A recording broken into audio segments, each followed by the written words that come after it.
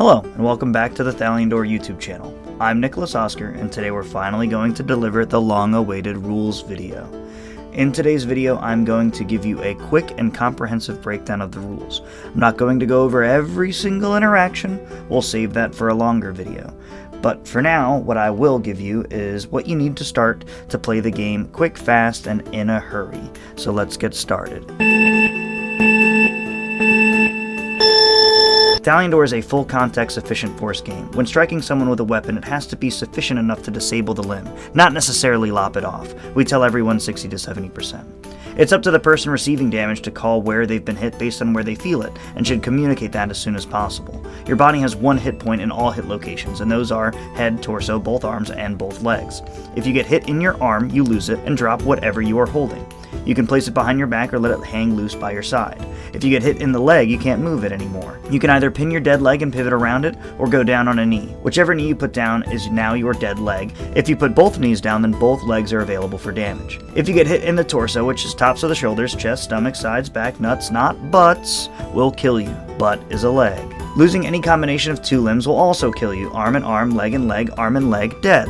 Hands on weapons block melee hits, treat them as if they were protected by the weapon, but hands off the weapons are treated as arms. Feet on ground don't count for any damage, but feet in the air do. Don't want to mess up anyone's Nikes. Head and neck are illegal for melee weapons and don't count. Please don't hit anyone in the head with swords. Ranged, however, is a different story, but we'll get to that. Let's talk weapons. For melee weapons, there are two types, categorized by two colors. There are blue and red. Blue is a one-handed weapon under 48 inches, deals 1 point of damage.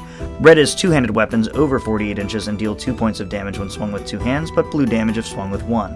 There are ranged weapons like arrows, spells, chakrams, javelins, etc. Chakrams deal 1 point of damage, like blue weapons. Javelins, arrows, and bolts will deal 2 points of damage. Damage done by a ranged weapon is called by the ranged user, not the person receiving damage, which is different from melee weapons. Don't argue with ranged calls. Ranged weapons, however, can hit you in the head and kill you. They interact with limbs in the same way, however, a ranged hit to the hand-on weapon will take your arm.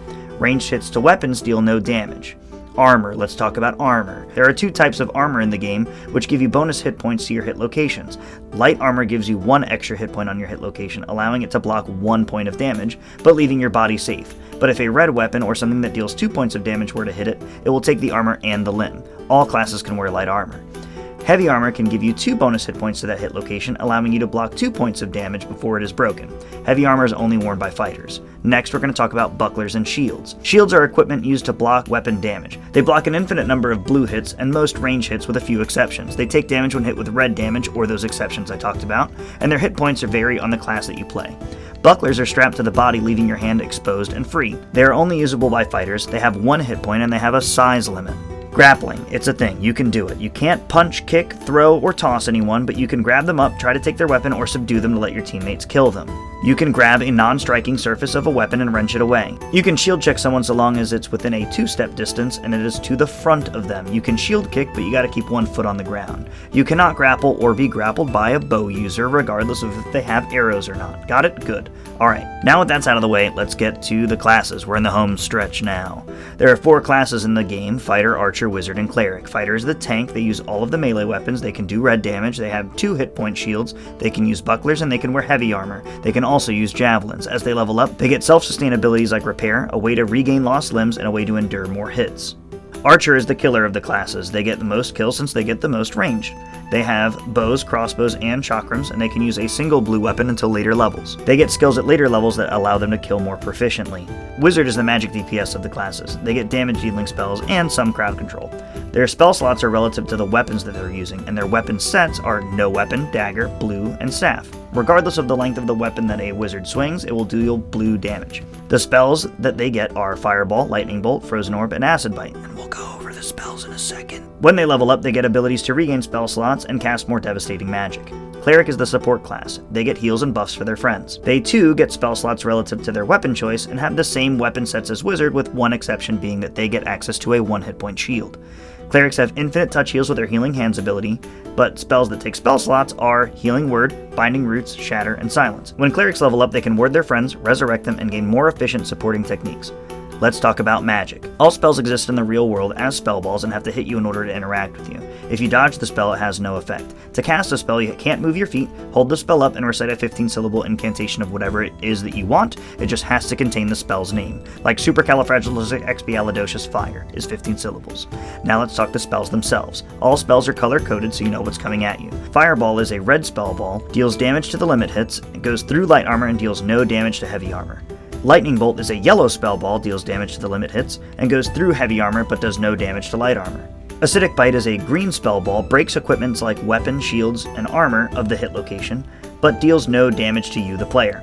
Frozen Orb is a blue spell ball, freezes you for 5 seconds. Unless it hits you in the head, it brain freezes you and kills you. If it hits your equipment, you are safe. Healing Hands is cast through an open palm and heals a teammate for 1 lost limb. Healing Word is a white spell ball that does the same thing as Healing Hands, it's just ranged and precast. Binding Roots is a brown spell ball and locks your enemy's legs into place, and if they move their legs, they lose them. They can free their legs by dealing 5 points of damage to each leg, and their friends can help them. Shatter is a gray spell ball and has different interactions depending on what it hits. If it hits a weapon or a shield, it does nothing. If it's an armored combatant, it breaks all of their armor regardless of hit location. If it hits an unarmored combatant, it makes them fragile, and the next hit kills them, whether it's a limb or torso shot. If you're already limbed when you turn fragile, then you die.